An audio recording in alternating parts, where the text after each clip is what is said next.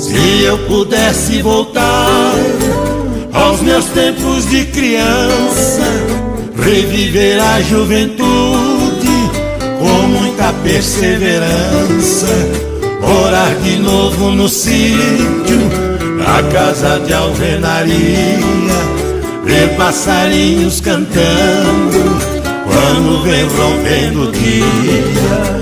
Eu voltaria a rever o pé de manjericão, a curruíra morando lá no oco do morão, os bezerros no piquete e nossas vacas leiteiras, e papai tirando leite bem cedinho na mangueira.